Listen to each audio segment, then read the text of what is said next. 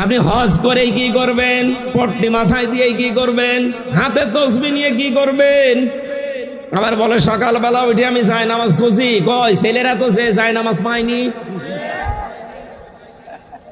হ্যাঁ, বলছেন ফজরের নামাজ পড়ে কোরআন শরীফ পড়ে। কই কোরআন তো পাওয়া গেল না, যেটা পাওয়া গেছে ওটার নাম বলা যায় না।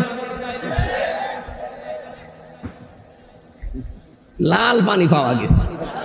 এই দরবেশ রিমান্ডে খালি ডিম ওরে নাকি শুনলাম ডিম দেখিয়েছে, দেয়নি। ডিম দেখিয়েই বলছে প্রতি 2 দিন সপ্তাহে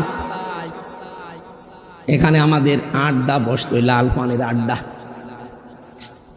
আপনি যাই নামাজ যদি খুঁজবেন, কোরআন শরীফ পড়বেন ফজরের পরে, এ পানির বোতল কিসের? না, আপনার কথার সাথে কাছের মিল নেই। বাচ্চারা ছেলে মেয়েরা যে যা পেয়েছে ওটা তো দেখানোর মতো কায়দা নেই। কথা বলেন।